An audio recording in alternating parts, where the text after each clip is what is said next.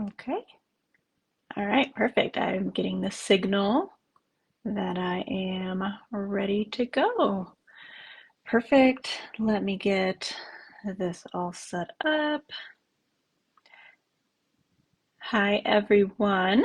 I'm kind of just popping on to do a little bit of a free live training today. I have been getting some questions around scheduling, marketing, planning intensives. All of those are huge things. So definitely happy to share more. So let's get into it a little bit.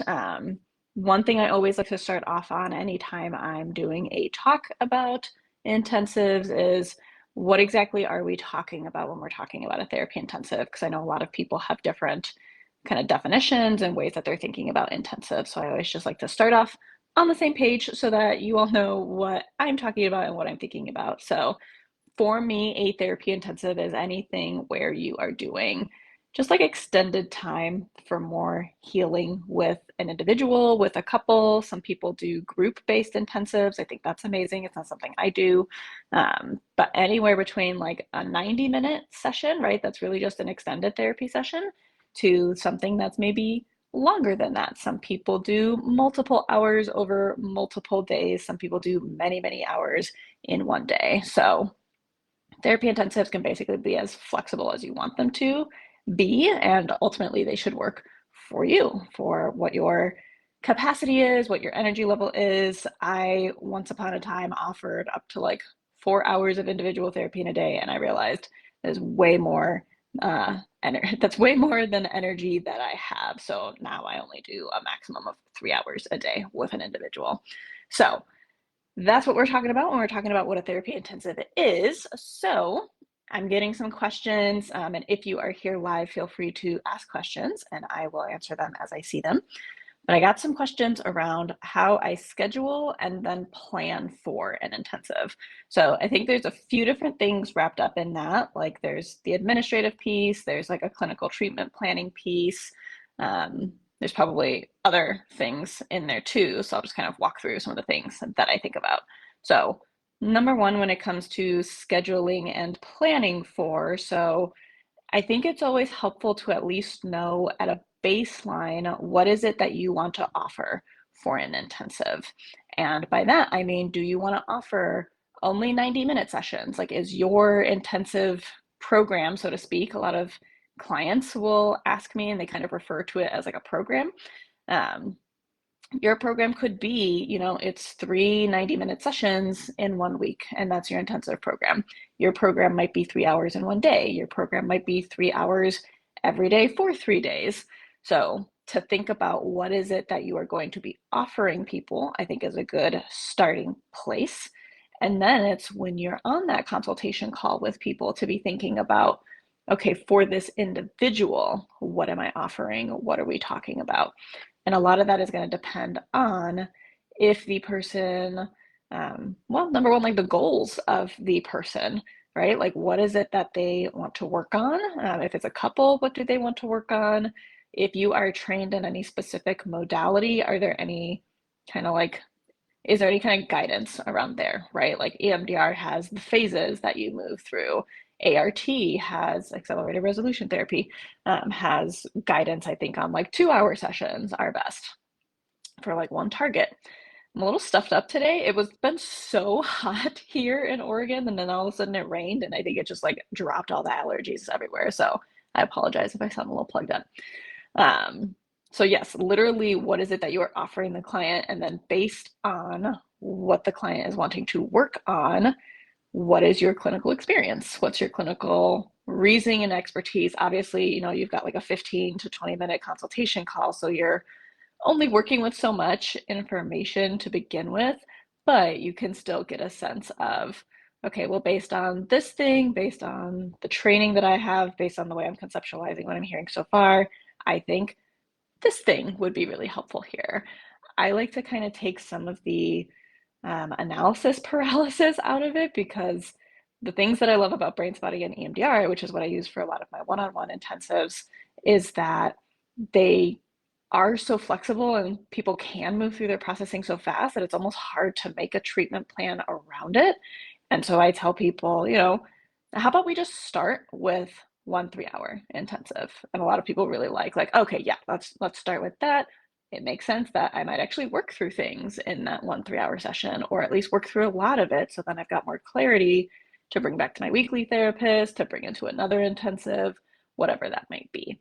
So to have like offerings, right, of like, these are all the ways we can do an intensive, but then also to offer like a very specific, how about we do this? Or in cases where I see like complex trauma or OCD panic attacks, I actually recommend 2 3-hour intensives, whatever it is that your clinical expertise, and again, the modalities that you're trained in, if there's like a combination of what those offer, you'll get a sense and you'll get more confident with saying, this is what I really recommend. So there's like that piece as you're thinking about scheduling and planning.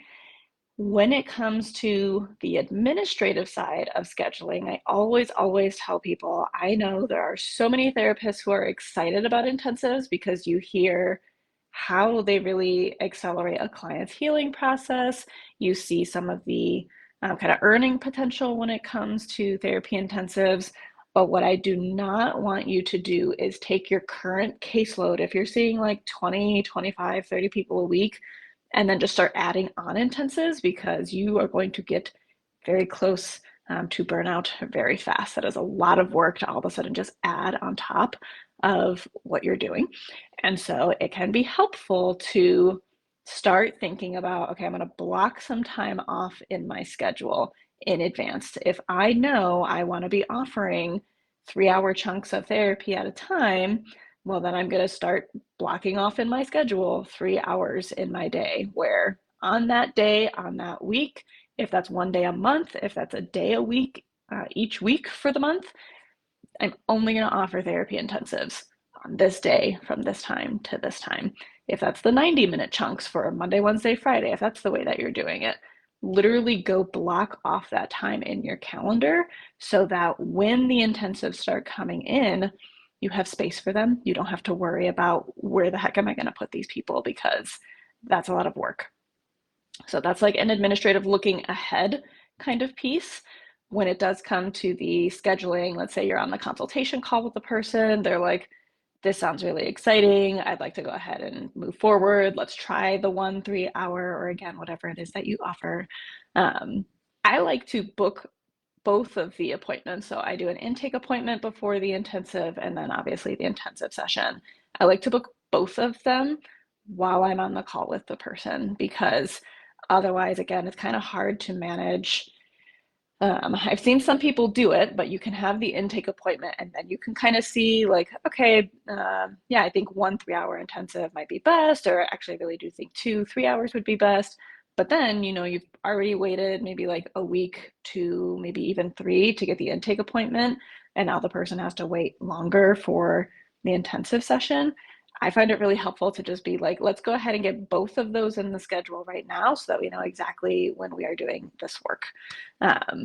I do that all through my EHR Jane. So I've got literal only shifts that I can only schedule intensives in. So there's ways that you can kind of code that. The ways that I do things in my EHR when it comes to scheduling is I've got all of my appointments in Jane as you can code them by, we all probably see in all of the different EHRs that we use, like here's an intake appointment, here's a 45-minute session, a 60-minute session. So I've got all of mine coded very specifically so that when I'm on the call with someone, I do a lot of video calls for the consult calls, I will schedule them for the specific, here is the intake appointment for an intensive, and here is the intensive appointment. In Jane, what I love about them is that when I get someone scheduled for a specific type of appointment, it can send them a specific type of paperwork. So I'm scheduling them, and then automatically they're getting sent, here's that information for the intensive deposit fee. Here's the information for the specific informed consent for an intensive, because mine is a little bit different. I have some of the languaging around expectations, obviously fees, length of the relationship. I have all those as different. So it's really nice in Jane to just be able to like depending on the appointment, you get this paperwork or this paperwork.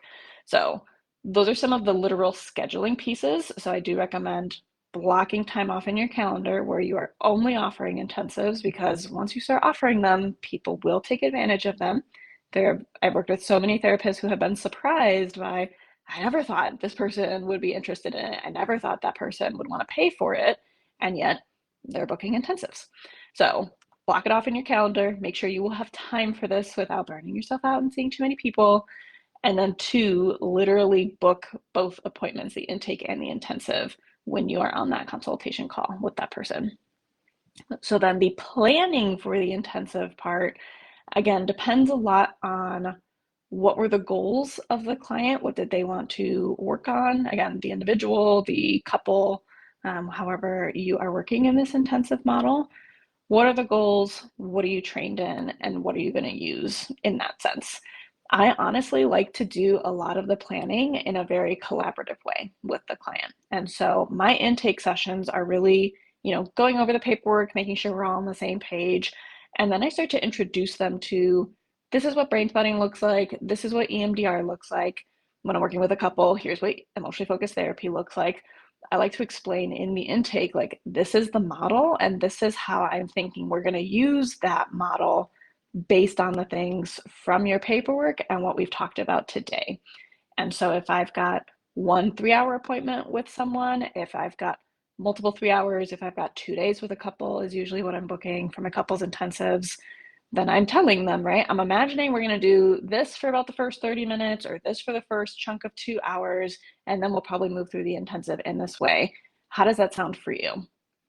Because for a lot of people, like a lot of people who seek the intensives, the themes that I've seen is they've got one really big thing that they want to work through, whether that's discovery of an affair, whether that's this job that's coming up that they're really stressful, a job interview, or some kind of really big life event. There's usually one big thing, or there's a lot of kind of like moderate intensity things where people want to work on like a lot of things.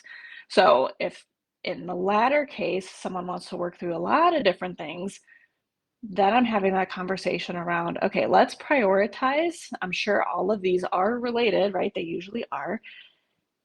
And if we only got to like one of them, what would be the one that has the most impact, would be most beneficial to do some processing with? Because I want them to tell me. I don't want to assume what is the biggest one for them.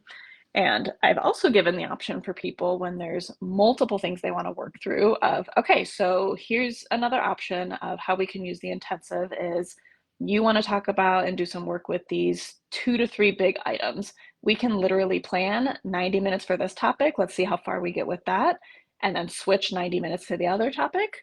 Or we just start with one, we see how far we get with it. And if we switch, we switch. Or if we only get to the one, would that be okay with you? Right? Because at the end of the day, when it comes to a therapy intensive, again, you already know exactly what you're doing. You don't need to do anything fancy. You're just doing more of what you already do. But this is also a collaborative process, right? So there's no need for you to feel like I have to know how to perfectly manage and structure the therapy intensive. This is just about, okay, how do I use my expertise? How do I also collaboratively plan with the client? Here's what we're going to do. Here's the most important thing. Here's what we're going to prioritize. And also here's those like expectations we're going to manage, right? Because I have seen clients do beautiful work and actually not even haven't gotten that far in their processing. I've seen clients do beautiful work and gone like so far in their processing, right? So some people really do leave these intensives like with a complete 180 experience, feeling like, wow, like I've never felt this level of calm in my life. Wow, I've gotten so much clarity. I don't have fear around this anymore. And some clients, especially those with, when there's more complex trauma, when there's more history attached to different things, it may not be that like earth-shattering experience. It can be, but that's again where we want to like manage expectations with what an intensive can offer someone. And then we're basically just treatment planning around that, right? Like how far are we going to get with this? Here's what we think we might be able to get to with that.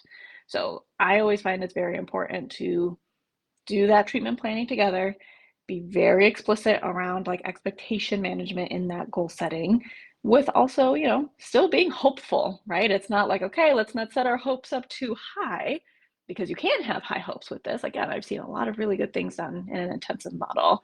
And I know there's a lot of therapists who have really high anxiety around like, but what if I don't fix everything? And then what if the client's really upset and then they want their money back? I've never had anyone ask me for their money back. I've had people say it's always been beneficial to some degree, whether that was like, oh yeah, that was helpful. I could see if I had a lot more to work through, maybe it would have been more helpful, or wow, this was amazing. This is the only way I want to do therapy from now on.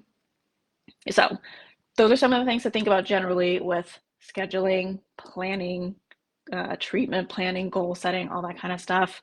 And then I've been getting some questions about how do I create content for the intensives and market that on social media. So when you think about that, I just saw a question come in that I want to answer. So how long are your intensive therapy sessions, and do you do a flat rate or hourly? Great question. My intensives are usually at least 2 hours, 2 hour chunks of time. My most frequently booked individual intensive is 1 3 hour. Other than that, I'm doing maybe like 2 days, 3 hours each day, so 6 hours total. And then I do, because I'm flexible with kind of how I'm planning for the intensives, it comes out basically to hourly. I will say like, okay, a 2 day costs this much, but really I'm thinking about that in an hourly sense. So if people are booking something Friday through Sunday, I charge 500 an hour. If it's Monday through Thursday, I do 400 an hour. And then I kind of just do the math based off of that. I've rarely had it where some people have ended the intensive early and like in a good way, because they're like, I feel like I've got nothing else to process. And I end up actually not charging them for, like, if we had an hour or 2 hours left, then I just don't charge that, because in some ways it's just nice to get my time back, and yeah, it feels good for the client too. So yes, I have an hourly fee, and then I kind of market it as like the cost of a 3 hour intensive is X, with also saying the intensive hourly rate is X per hour. So you can market it in a few different ways. When it comes to social media marketing, again, I do a lot of marketing on my website for my therapy intensives. That's really the way that clients have found me. Everyone who schedules a consultation these days is basically like, how did you find me? A Google search on EMDR. How did you find me? A Google search on EFT intensives. So people are finding me via Google, which is amazing. But then when it comes to social media, there are still some ways that you can be creative with how you are marketing the intensive. And at the end of the day, what it comes down to is, what is the content that you are putting out on social media? Because what isn't necessarily going to work for someone wanting to do therapy with you, and especially wanting to invest in this high ticket intensive, is just the kind of like fun, right? There's a lot of fun ways therapists can show up on social media with like the reels and things like that. Or you can show when you're on a boat, walking your dog in the park, and just kind of like these little psychoeducational tips on, the four square breathing, or 4-7-8 breathing, or things like that. Like those kinds of things are helpful, but they're not necessarily going to be the thing that convinces or encourages a client to move forward with booking a potentially multi-thousand-dollar intensive with you. What is going to work is when you're creating content around why an intensive, right? So why an intensive, right? Why would someone want to pay a good amount of money? Why would someone want to sit with you for multiple hours at a time? It's because something's not working, right? They're already doing the therapy thing. They're already reading all the self-help books. They've already been trying all the things that they're supposed to be doing, but they're still hitting that block. They're still not feeling the things they want to be feeling. They're not being the partner that they want to be. Their relationships aren't what they aren't. Their childhood trauma is still showing up every day, really getting in the way of their lives. right? They're in therapy, they're always running out of time. They're in therapy, their therapist doesn't specialize in the things that they feel like the client feels like they need to be specialized in. Me working with trauma, I have worked with so many clients where they're like, my past therapist didn't want to touch trauma, or they only touched like single incident PTSD, not complex trauma. And that's what I specialize in, is complex trauma. And so people come to me, number one, because I very explicitly say, like, this is who I work with, this is who I'm comfortable supporting, and because I offer the intensive model. And I'm very clear on this is who the intensive model is for, which, number one, I think is for everyone. I think anyone can do an intensive. It is not just for PTSD, CPTSD. There are people, again, I do couples intensives. People do intensives around OCD or around relationship struggles or breakups or whatever it might be. You can center any topic, any population around an intensive and kind of, again, do whatever healing work needs to happen. But in order for someone to, on social media, to say like, maybe that's a thing I want to do, we have to tell them why this is different, right? This isn't just you advertising therapy. This is offering something that's, I don't want to say like therapy on steroids, that's a little aggressive. But you are offering something that is very different. I advertise it on my own website as like the Disney Fast Pass for intensives, right? Like, and intensive is the Disney Fast Pass of therapy, where it is not everyone's going to buy it. Most people are just excited to get into the park, right? To even get off of a wait list to be into therapy. But some people are going to spend a little bit of money because they want to spend more time enjoying the park, aka enjoying life, skipping the long lines at the park, skipping the long lines of traditional therapy wait lists. How many times have you been on a wait list for months for therapy or for a doctor? And so if we're trying to hit this on social media, like, we have to cover those different points too, around like, here's all the things that you've tried. Here's what's really exciting. Here's what's really exciting about an intensive. I think the posts of mine, again, my therapy, Instagram, I mostly position it as more like social proof. I don't try to do a lot of selling on there. I do show how I'm an expert, how I do have personal experience, how I'm relatable. Like, that's what I use a lot of my Instagram for my therapy practice. But you can absolutely post on there, this is what an intensive is about, right? Like, if you have been going to therapy for years and it feels like all you're doing is trauma dumping, if it feels like you've talked about every single one of your stories and you're not moving forward, if it feels like you never have enough time with your therapist, if it feels like you're never going to end therapy, you're just always going to feel crappy, right? If we can capture these points and put them out there, it will get people to slow down. It will get people to be like, what is this thing? I've seen some people trying to market intensives on their social pages just by saying like, oh, this is what an intensive is, and these are the options. And that's great. Like, we do want to share that, but I think that's a little bit more for your website to do a lot of like the heavy lifting. When it comes to your social media posts, you want that to be more of the like, I see your pain, I get your pain, I'm offering something different here. Because there are a ton of clients who have already heard about intensives and they're really excited about it. There are a ton of people who have no idea what the heck it is.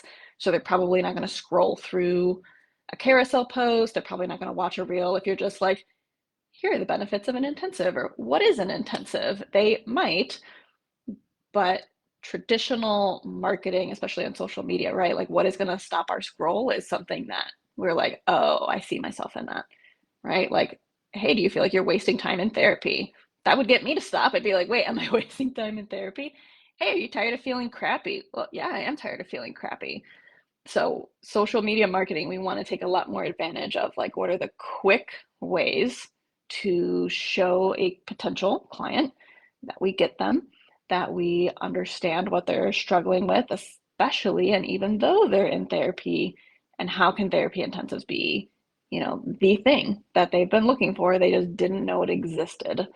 And so I would think about creating any of your content around that. So any reels you do, any um, reels, posts, graphics, carousels, anything like that, I would make it all about this is why this is the solution for you, including the caption, right? We always do a lot of extra selling in a caption because that's going to further convince people of like, okay, this is at least a thing I want to learn a little bit more about. And then you direct them to your probably like see the link in bio, or if you do any of those um, like social media bots, I use ManyChat. You could say like comment intensives, and I'll send you the link to the page for my therapy intensives if you're in XYZ state and want to work together.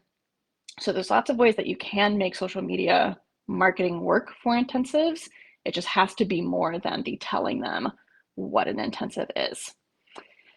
Do I treat it like a retreat where the first part is defining the problem set and then moving towards activity one, apply to work for an hour, break for snack or lunch, and then do the next 5 hours? Yeah, so that's a good question. I think there's a lot of people who do their intensives differently.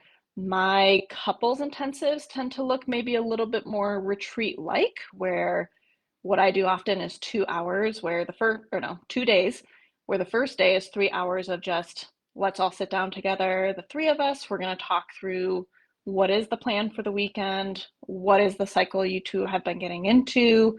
Here's how emotionally focused therapy is going to be helpful for getting you out of that cycle. And then we do literally like we break for lunch, but they go to lunch on their own. I do lunch on my own. I encourage them to do any like connecting activities, take a walk around the downtown area, whatever that might be. And then we come back and we do a 2 hour session on the first day. My second day is 2 hours, break 2 hours. So those ones look maybe a little bit more retreat like. Couples are often booking like a nearby hotel or Airbnb, so they make a little bit of a full weekend out of it. I've seen people get super creative with the intensives that they've planned, whether it's for groups, individuals, or couples, where they've, you want to coordinate this with the client if this is something that you're going to do. But you can offer like, okay, yep, here's our schedule for day one. And at 6 p.m. on day one, you've got a massage booked at this place and a dinner reservation at 7 at this place. So if that's something that you want to offer, I would just make sure like the client actually wants to do those things, because obviously it's going to be great for the person who's like, perfect, this person is taking care of me. It's going to feel probably like restrictive if the person's like, I don't even like massages, or I'm allergic to that type of food. So if you do something that is more kind of built out in a retreat like kind of way, you just want to think about those factors of those are probably questions that you're asking in like an intake form. If someone has like allergies, do they enjoy massages, stuff like that. I've seen and I've worked with therapists who do like equine or animal assisted intensives. So those are questions you'd want to ask the potential client around, like if that's something they want to incorporate in their therapeutic experience or not. So again, be really creative with this. There is no one way that an intensive needs to look. I think the uniqueness, the excitement in it really comes from like creativity. Like I feel so much more creative and I have so much more fun with intensives compared to the one-to-one model, because it doesn't feel like, not the one-to-one model, the traditional model of therapy where it's like 45 to 50 minutes and then we're wrapping up and then next client and you just kind of like rinse repeat. It's a lot more exciting to feel like I really just get to focus in on this one person, this one couple, and just do the work and just kind of see where it goes. I feel like it's ironically like a lot less pressure on me when it feels like I get more time to hear what's going on, to do my conceptualizations and interventions, compared to the weekly model where it felt like so rushed all the time. So yeah, be creative with them in terms of what you're using, how you're marketing them, how you schedule, you treatment plan. Again, collaborative treatment planning I think is super, super helpful in this model, especially if you are doing any kind of adjunct therapy intensives. I always find it helpful to touch base with the therapist the client might be seeing weekly, because a number of people will do that, keep their weekly therapist and then come to you for an adjunctive therapy intensive. So it's also really cool and just kind of fun to talk with someone about what are they seeing as the stuck points for the client? How do we incorporate that into some of the intensive processing together? How do we all keep in connection with one another? Because again, ultimately the goal is, how do we support this client get over this kind of stagnant place that they're in, do some processing they haven't done because maybe the weekly therapist isn't trained in a specific modality of therapy that you are.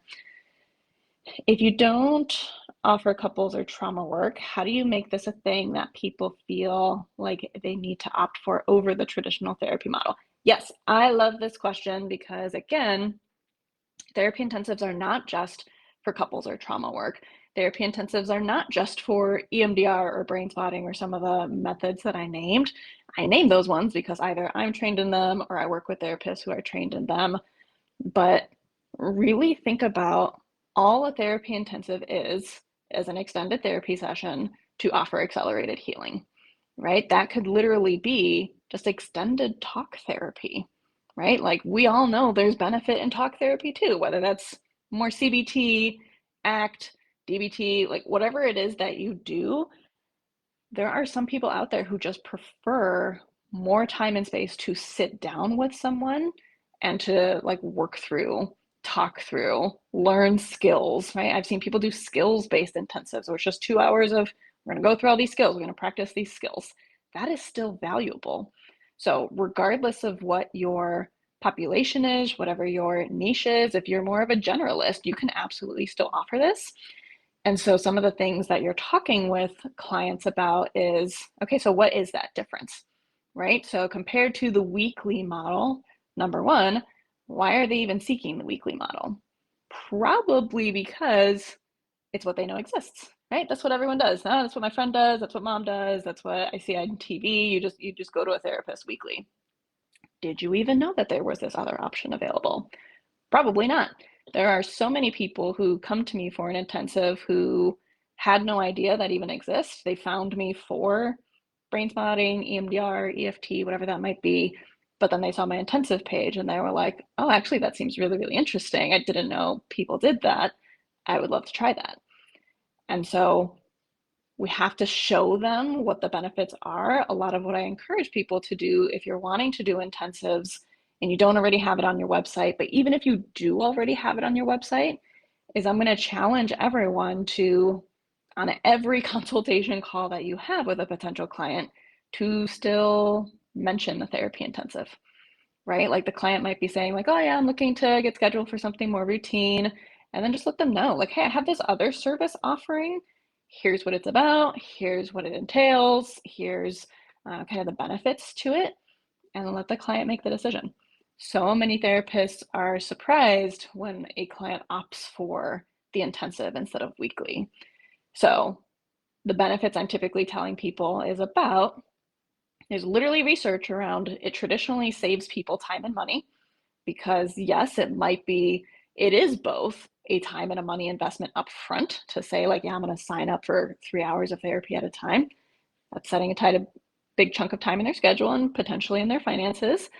But weekly therapy is limiting in the sense that, you only get to so much, right? Sometimes it's like 20 minutes of like catch up and the client has to like kind of settle in if they're quite anxious or there's this thing they've been avoiding. Like it's a trope in our field about these doorknob moments, these confessionals that people make on their way out the door for a reason, which is that finally, as someone's getting comfortable and diving into things, all of a sudden like, oh, well, time's up. So I guess we'll talk about that next time.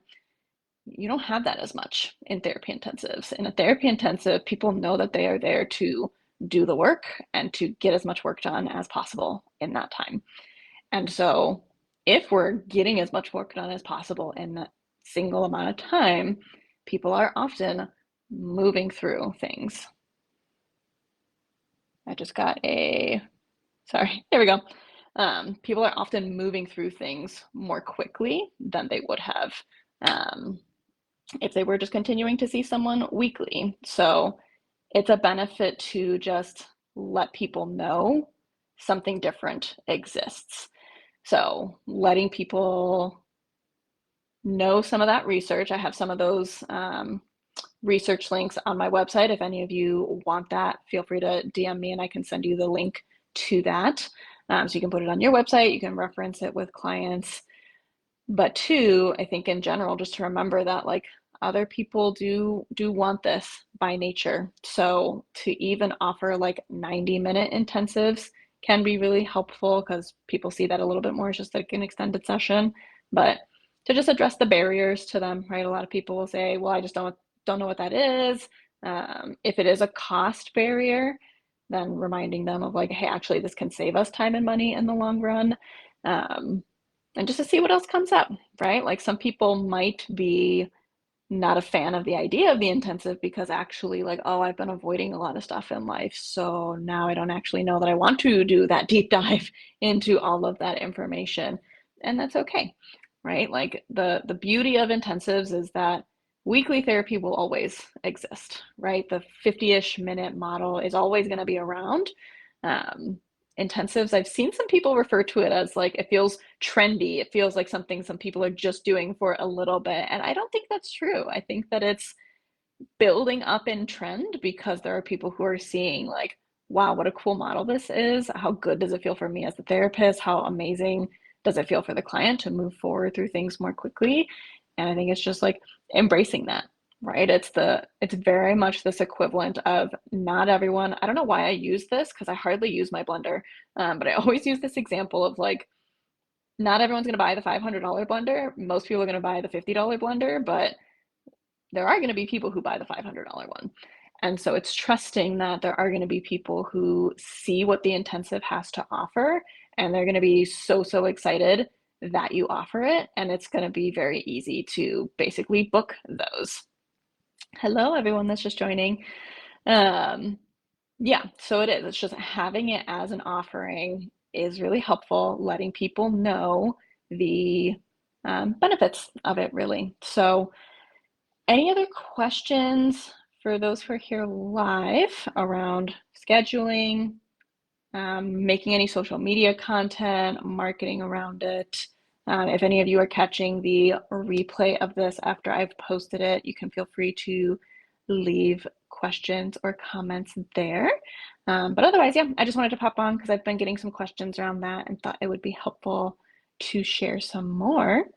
But otherwise, it looks like a lot of people are signing off. I know it's typically slower time for a lot of therapists, so maybe you are also enjoying some time off, which is great. So I thank you if you have made it this far in watching, and let me know if you have any questions that I can answer for you, and I will see you all later.